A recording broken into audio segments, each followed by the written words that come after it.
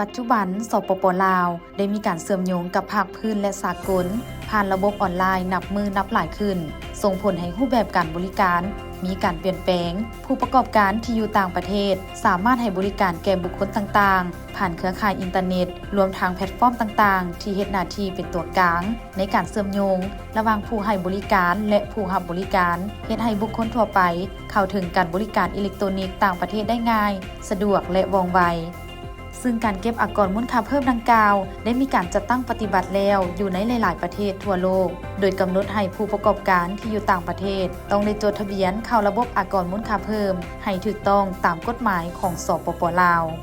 นับแต่วันที่ 1 สิงหาคม 2024 เป็นต้นมาสปป.ลาวได้เริ่มจัดตั้งปฏิบัติการเก็บพันธะอากรมูลค่าเพิ่มจากการค้าทางอิเล็กทรอนิกส์หรือการสนองสินค้าดิจิตอลการบริการดิจิตอลหรือเอิ้นอีกอย่างหนึ่งว่าเป็นสินค้าและการบริการที่จับบ่ายบ่ได้โดยผู้สนองอยู่ต่างประเทศให้แก่ตลาดอยู่สปป.ลาวเป็นต้นแมนบริการโฆษณาออนไลน์เกมออนไลน์แอปพลิเคชันมือถือการดาวน์โหลดซอฟต์แวร์การให้บริการเบิ่งหนังฟังเพลงและอื่นๆซึ่งการเก็บอากรมูลค่าเพิ่มดังกล่าวรัฐการช่วยสหกรณ์แม้นได้มอบหมายให้ผู้ประกอบการบุคคลนิติบุคคลอยู่ต่างประเทศที่ได้ขึ้นทะเบียนในระบบอากรมูลค่าเพิ่มผ่านระบบแท็กลิสต์ซึ่งมีรายรับการค้าทางอิเล็กทรอนิกส์อยู่ในดินแดนสปป.ลาวเฮ็ดหน้าที่ในการคิดรายเก็บอากรมูลค่าเพิ่มจากการสนองสินค้าดังกล่าวในอัตรา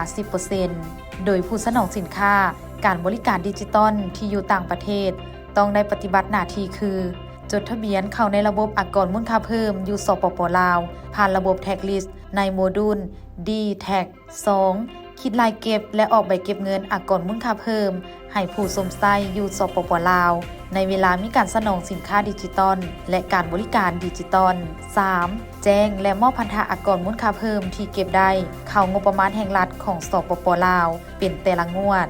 นับแต่วันที่ 1 สิงหาคม 2024 เป็นต้นมานิติบุคคลต่างประเทศได้จดทะเบียนเข้าสู่ระบบอากรมูลค่าเพิ่มแบบออนไลน์ด้วยตนเองผ่านระบบแท็กลิสต์ในโมดูล D-Tag ด้วยตนเอง21บริษัทชั้นนำที่มีชื่อเสียงของโลกและมีการแจ้งมอบอากรมูลค่าเพิ่มผ่านระบบแท็กลิสต์โดยผ่านการโอนเงินต่างประเทศเข้างบประมาณแห่งรัฐของสปป.ลาวครั้งทำอิฐในเดือนกันยายนที่ผ่านมารายรับจากอากรมูลค่าเพิ่มจากการสนองสินค้าและการบริการดิจิตอลถือว่าเป็นแหล่งรายรับใหม่ที่สำคัญและเป็นเงินตราต่างประเทศซึ่งรายรับดังกล่าวจะช่วยเข้าในการประกอบส่วนเข้าในการสร้างสรรค์และพัฒนาประเทศชาติและช่วยสร้างเสถียรภาพทางด้านเงินตราของสปป.ลาวการเสียพันธะอากรแม่นช่วยพัฒนาและสร้างสรรค์ประเทศชาติรายละเอียดเพิ่มเติมคู่มือแนะนำสามารถเข้าไปที่เว็บไซต์ Tax Service หรือโทรสอบถามได้ที่เบอร์โทร 021 243 416 หรือสายด่วน